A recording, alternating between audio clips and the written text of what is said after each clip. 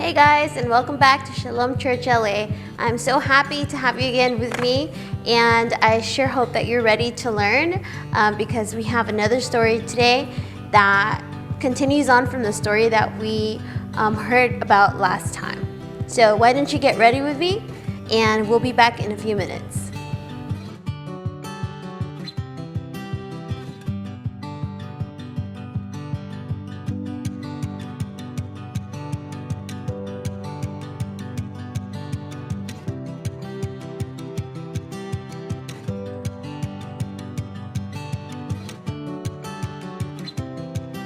So the last time that we were here, we spoke about King David's son, Absalom, and how Absalom tried to take the throne away from his father David.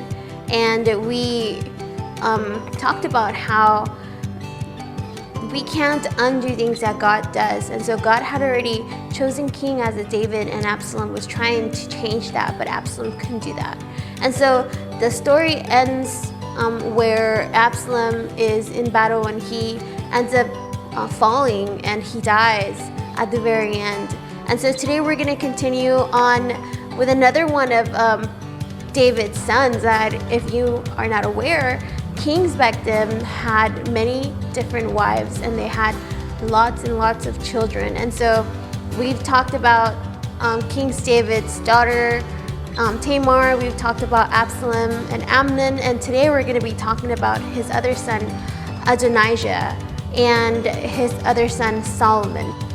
Adonijah basically is trying to win everybody's favor. He wants everybody to love him, and the Bible does say that Adonijah was a very good looking guy, and he knew how to talk to people. And so what he did when he knew that his father was very sick, he was sick in his bed and really about to die, Adonijah went and he invited a lot of important people of Judah and Israel, and he brought them to a feast. And there he invited also his brothers, sons of the kings with other women, and he invited other people who he wanted to win their favor from. And so while this party was happening, he never invited the priests, he didn't invite the prophet Nathan, he didn't invite any of King David's bodyguards, and he didn't invite Solomon. Solomon had been chosen to be the next king after David passed away. And so Adonijah knew that if he was able to win the favor and approval of all these important people in Israel and Judah, he would have a better chance at being king than Solomon. So Solomon's mom, Bathsheba, she found out what Adonijah was up to, and she went to talk to King David. King David was in his bed. He was resting because he was really sick. And she talked to him about how Adonijah had a coronation feast and he was calling himself king even before King David was dead. She also reminded him of the promise that he had made to her and Solomon, that Solomon would be the next king of Israel once he passed away. After Bathsheba went to talk to David, Prophet Nathan also went to talk to David, and he was confused. He didn't know whether David had changed his mind or not about who was to be king after him. And so he went in there and he asked him, like, hey, did you change your mind? You know, why is Adonijah doing these things? And so King David had enough, and he ordered the priests and Prophet Nathan to come to him so that he could order them to make Solomon the king of Israel that same day. And so Nathan anointed him and the priests anointed him, which means that they made him king of Israel, the rightful king of Israel and Judah. People came to know about the news and they started to spread it all over the country. And so when Adonijah and all of these important people that had attended the feast found out that King Solomon had been anointed as the king of Israel, he was scared.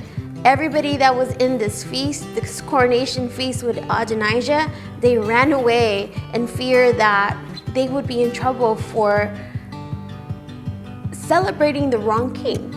So Adonijah, he ran for his life. He ran to the sanctuary and he stayed there for a while, and he told the guards that he would not leave that place until he knew that King Solomon wasn't going to kill him. And so the story ends where King Solomon has Adonijah brought to him, and King Solomon tells him, if there's no evil in you, then I will let you live. And so Adonijah had no other choice but to bow down in front of Solomon and proclaim him as the one true king of Israel. So there are many lessons to this story, but there are only a few that I'd like you to take into your heart and remember all the time. God never wants us to think that we're better than other people. God has a special gift for everybody. See, the King Solomon's gift was to be a king. He had all the qualities that a king required to have in order to serve their people.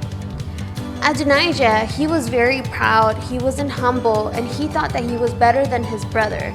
And he tried to gain the favor of the important men in the country. He didn't try to gain the favor of God or the priests or Nathan the prophet or his father or his brother. Only the important people in that country. So it's important to understand that God gives us all different gifts. We all cannot be good at the same stuff all the time. Some of us are good at a sport, others are good at math, others are good at science, others are good at playing instruments, others are good at singing. For example, if I like basketball, I cannot say that I am better than an NBA player because I'm not.